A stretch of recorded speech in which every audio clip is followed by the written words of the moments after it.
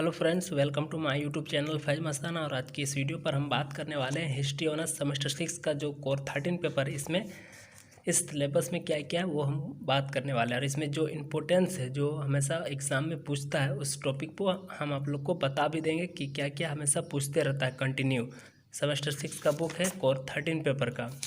और core 13 paper में हम लोग को पढ़ना है आधुनिक भारत का इतिहास 1857 से लेकर 1947 का जो मॉडर्न इंडियन हिस्ट्री है उसको पढ़ना है। तो इसमें फर्स्ट लेसन में लॉर्ड लिटन और लॉर्ड रिपन इसको पढ़ना है। लॉर्ड लिटन का अफगान नीति, लिटन और स्वतंत्र व्यापार की नीति, वित्तीय सुधार 1876 से 1878 का जो अकाल पड़ा उसको पढ़ना है, ये भी इम्पोर्टेंट है। उसके बाद सेकेंड में है दिल्ली दरबार, ये बहुत इंपॉर्टेंट है। दिल्ली दरबार लॉर्ड रिपन ने लगाया था, ये बहुत इम्पोर्टेंट है। उसके बाद पढ़ना है हम लोग को वर्नाकुलर प्रेस एक्ट, ये रिपन ही इसको एक्ट को लागू किया था और लॉर्ड लिटन समाप्त किया था। तो ये सब हम लोग देखेंगे। उसके बाद पढ़ना है प्रथम फैक्ट्री एक्ट 1881, फिर स्थानीय शासन की स्थापना, शिक्षा सुधार, जनगणना, देशी राज्यों के प्रति नीति, इल्बर्ट बिल विवाद, रिपन का मूल्यांकन। इसमें जो लॉर्ड लिटन और लॉर्ड रिपन का जो कैरेक्टर है, भारत के प्रति जो भी उन्होंने अपना सुधार किया, जो भी नियम कानून लागू किया, ये सब के बारे में पढ़ना है।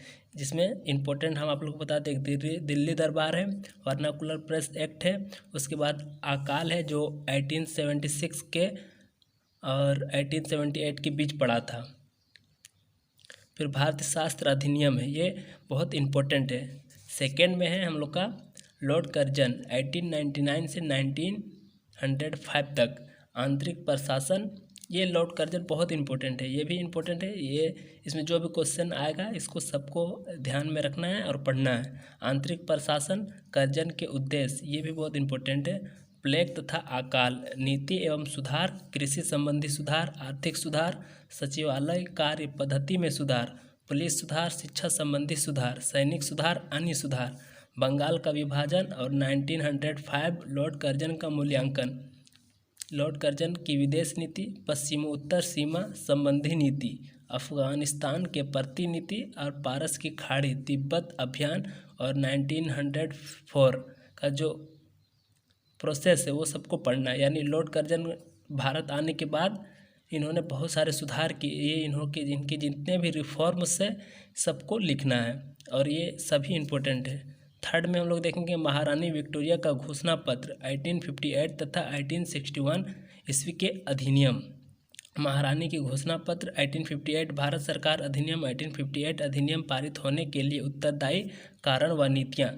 जो उस समय 1858 में जो भी अधिनियम पारित हुआ, इसके क्या उत्तरदायी कारण थे, इसको लिखना ही है और ये इम्पोर्टेंट भी है। कंपनी की याचिका सरकार द्वारा अस्वीकृत और 1858 के अधिनियम की मुख्य धाराएं क्या क्या है, संवैधानिक महत्व भी लिखना है। अधिनियम का आलोचना भी करना है कि इसमें क्या क्या कमियां थी, गलतियां थी। भारतीय परिषद अधिनियम 1861, अधिनियम की प्रमुख बातें अथवा इनके मुख्य धाराएं।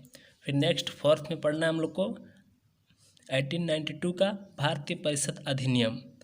भारतीय परिषद अधिनियम 1861, भारत सरकार अधिनियम 1865 अधिनियम की समीक्षा अथवा उसका मूल्यांकन और उसके महत्व को लिखना है। 5 में हम लोग को देखना है मार्ले मिंटो सुधार अधिनियम 1909, ये भी बहुत इम्पोर्टेंट है। भले 4 और 3 इम्पोर्टेंट उतना नहीं है, मगर 5वां बहुत इम्पोर्टेंट है, मार्ले मिंटो सुधार अधिनियम। इसमें हम लोग को पढ़ना है मार्ले मिंटो का जो सुधार है उसमें क्या क्या है, उसके बाद पारित होने का, जो इस अधिनियम का पारित होने का क्या कारण थे, इसके प्रावधान और इसके सारांश की और इनके गुण और दोष कि ये भारत के लिए किस हद तक सही रहा, मार्ले मिंटो सुधार अधिनियम 1909। फिर नेक्स्ट में पढ़ना है हम लोग को 6 में मॉन्टेग्यू चेम्सफोर्ड सुधार अधिनियम, ये भी बहुत इंपॉर्टेंट है। 1919 के अधिनियम के पारित होने के क्या कारण थे, मॉन्टेग्यू की घोषणा 1917 और 1919 के अधिनियम की मुख्य धाराएं, केंद्र तथा प्रांतों के मध्य विषयों का विभाजन, प्रांतीय व्यवस्थापिका सभाएं 1919 अधिनियम का मूल्यांकन, दैर्ध्य शासन प्रणाली और इसकी असफलता। ये बहुत इंपॉर्टेंट है 6 में जो है, और ये दैर्ध्य शासन प्रणाली ये इम्पोर्टेंट जो 16 से 19 का सेशन इसमें भी पूछा था। दैर्ध्य शासन प्रणाली क्या है, इससे आप क्या समझते, इस प्रकार से पूछा था।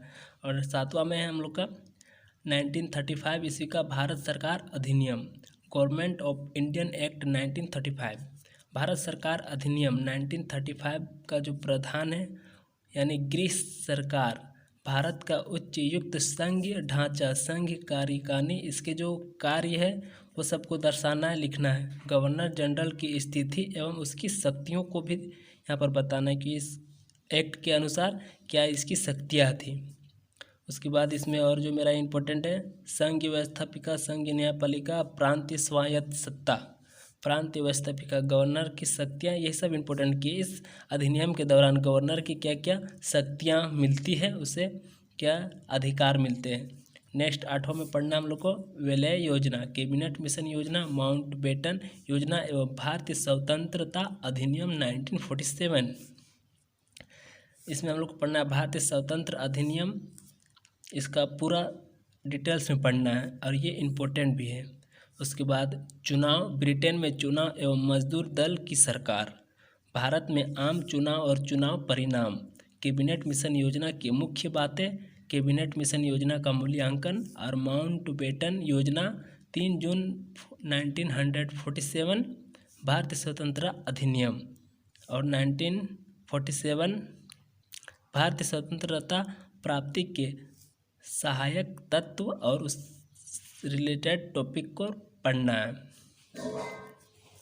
9th में है हम लोग का भारतीय संविधान का निर्माण, संविधान सभा, संरचना एवं उसके कार्य। इसमें पढ़ना भारतीय संविधान के जितने भी अनुच्छेद है, उसकी कार्य है, इसके महत्व, इसे सबको पढ़ना है। और 10th में पढ़ना भारतीय संविधान की प्रमुख विशेषता, इसमें क्या उद्देश्य है, इसमें क्या अधिकार मिलते हैं भारतीयों को, इसमें पढ़ना है। और ये था हमारा कोर 13 पेपर का सिलेबस कि इसमें क्या क्या पढ़ना है। और हम लोग देखेंगे नेक्स्ट कोर 14 पेपर में, तो हम दूसरे वीडियो में आप लोग को बता देंगे। फिर से मिलते हैं एक नई वीडियो में, तब तक के लिए गुड बाय।